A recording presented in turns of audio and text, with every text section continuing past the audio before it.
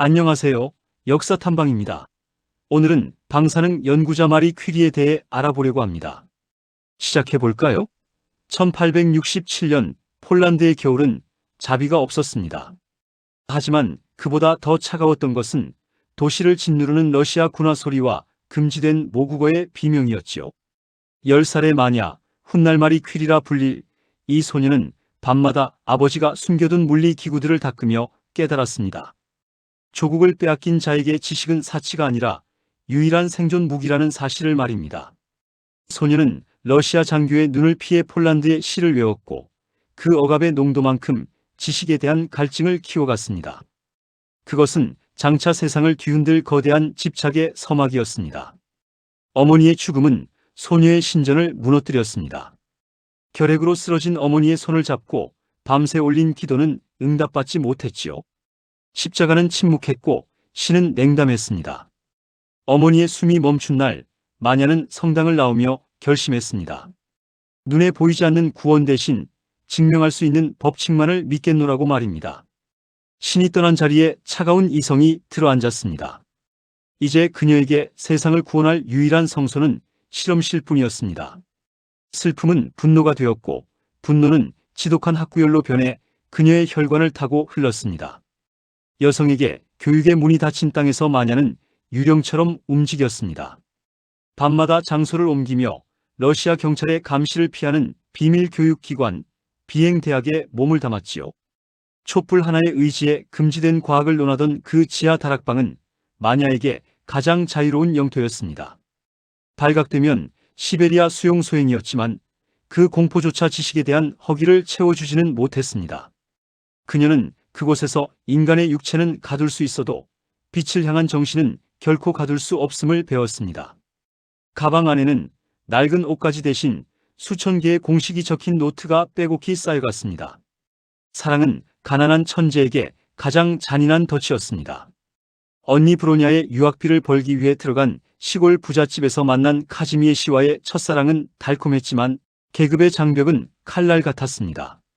가난한 집 딸은 우리 가문의 수치다라는 주인집 부부의 냉소적인 거절 앞에 마냐는 비참함 속에 버려졌습니다. 얼어붙은 강물을 바라보며 그녀는 자신의 심장을 물리 공식처럼 차갑게 식혔습니다. 다시는 사람의 자비에 인생을 걸지 않겠노라고, 오직 숫자와 기호만이 자신을 배신하지 않을 것이라고 맹세하며 그녀는 파리행 기차에 몸을 실었습니다. 1891년 파리 북역 기차에서 내린 그녀의 이름은 이제 마리입니다. 하지만 낭만의 도시는 그녀에게 고독한 굶주림을 선사했지요. 난방도 되지 않는 6층 꼭대기방, 겨울이면 물잔에 얼음이 얼고 추위를 이기기 위해 옷가지와 의자까지 몸 위에 얹고 잠을 청해야 했습니다. 빵 한 조각으로 사흘을 버티다 강의실에서 실신하기도 했지요. 그러나 마리는 행복했습니다. 누구의 눈치도 보지 않고 온종일 도서관에 파묻혀 지낼 수 있었으니까요. 소르본의 가장 가난한 학생은 사실 세상에서 가장 풍요로운 꿈을 꾸고 있었습니다.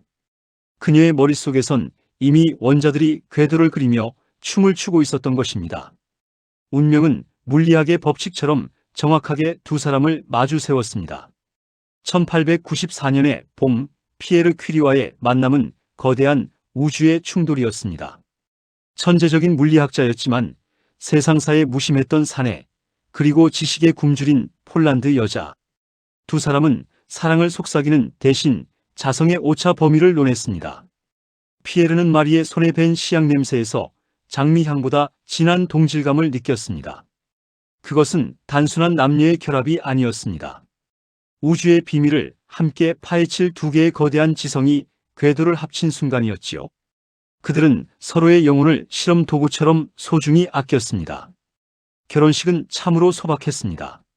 화려한 드레스 대신 실험실 가운을 입었고 예물 대신 자전거 2대를 샀습니다.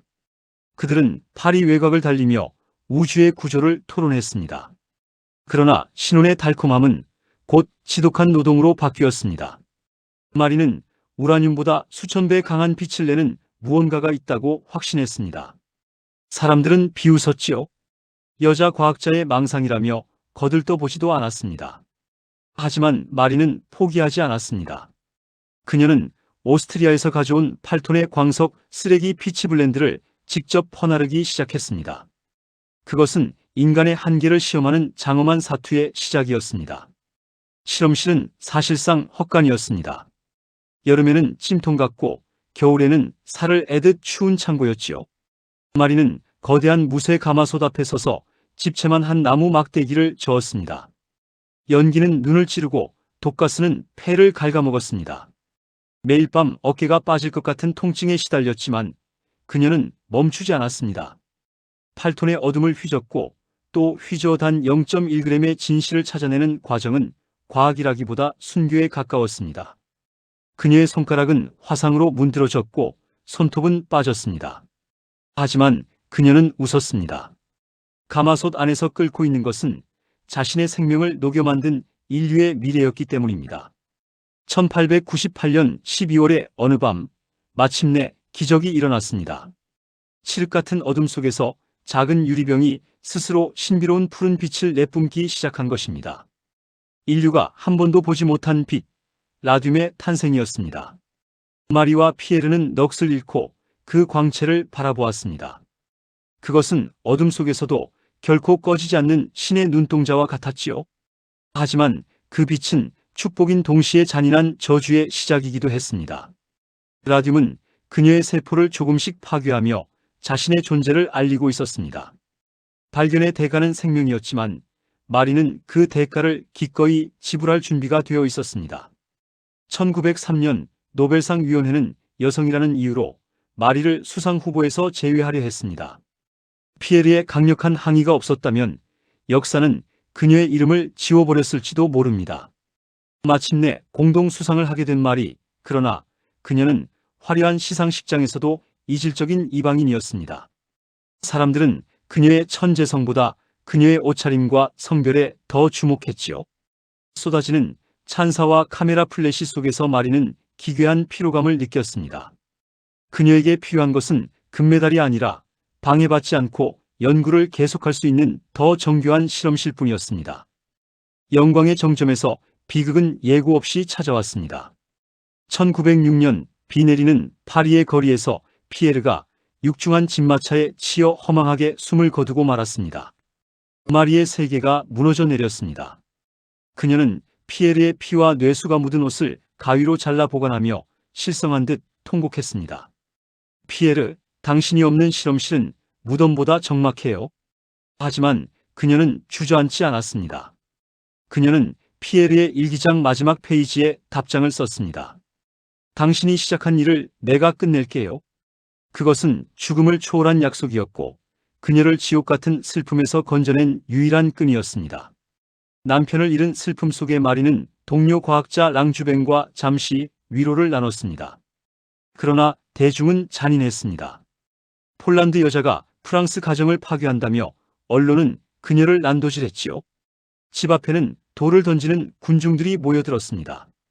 프랑스 과학 아카데미는 그녀를 외면했고 노벨위원회조차 시상식에 오지 말라고 권고했습니다. 하지만 마리는 당당히 답했습니다. 나의 과학적 성취와 나의 사생활은 아무런 상관이 없다. 그녀는 빗발치는 욕설 속에서도 고개를 숙이지 않고 두 번째 노벨상을 받기 위해 스톡홀름으로 향했습니다. 그것은 침묵으로 거둔 가장 위대한 승리였습니다. 1차 세계대전이 발발하자 마리는 실험실을 박차고 나왔습니다. 그녀는 자신의 모든 자산을 팔아 엑스레이 장비를 실은 차량 리틀 퀴리를 만들었습니다. 직접 운전대를 잡고 포탄이 터지는 전선을 누볐지요. 라듐의 빛이 사람을 죽이는 독이 아니라 파편을 찾아내 생명을 구하는 신의 눈이 될 수 있음을 증명해야 했습니다.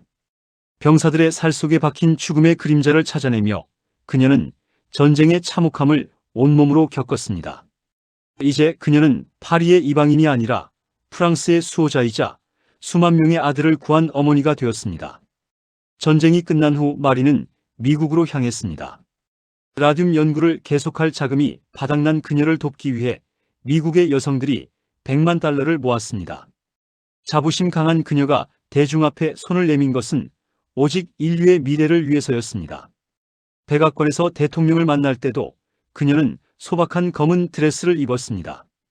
수천 명의 여성이 푼돈을 모아 선물한 1g의 라듐, 그것은 세상에서 가장 비싼 연대의 상징이었습니다. 마리는 그 빛을 들고 다시 실험실로 돌아왔습니다. 그녀의 몸 안에는 이미 수십 년간 축적된 방사능이 폭탄처럼 터지고 있었습니다. 방사능 피폭으로 인한 백내장과 재생불량성 빈혈이 그녀를 덮쳤습니다. 마리의 손은 이제 연필조차 쥐기 힘들 정도로 떨렸지요. 하지만 그녀는 마지막 순간까지도 실험 수치를 확인하려 애썼습니다. 그녀는 자신이 발견한 빛에 의해 파괴되는 아이러니를 담담히 받아들였습니다. 인생에서 두려워할 것은 아무것도 없습니다. 다만 이해해야 할 것이 있을 뿐입니다. 그녀는 죽음을 앞두고도 두려워하지 않았습니다. 다만 자신이 남긴 연구들이 인류에게 잘못 쓰이지 않기를 기도했을 뿐입니다. 그녀의 육체는 말라갔지만 정신은 그 어느 때보다 투명하게 타올랐습니다. 1934년 7월 4일 마리 퀴리는 마지막 숨을 거두었습니다. 그녀가 남긴 모든 기록과 일기장은 지금도 프랑스 국립도서관의 납상자에 보관되어 있습니다. 100년이 지난 지금도 그 노트에서는 푸른 빛이 새어나오고 있지요. 그녀는 죽었지만 그녀의 열정은 물리적인 에너지가 되어 여전히 살아 숨쉬고 있습니다. 그녀의 지문이 묻은 모든 종이가 인류의 성배가 되었습니다. 그녀는 과학을 위해 목숨을 바친 것이 아니라 인간으로서 할 수 있는 최고의 사랑을 과학이라는 언어로 증명한 것이었습니다. 마리의 장례식은 조용했습니다. 화려한 수식어도 거창한 찬사도 필요 없었지요. 그녀는 피에르의 곁에 묻혔습니다. 두 개의 거대한 지성이 마침내 한 곳에서 안식을 얻은 것입니다.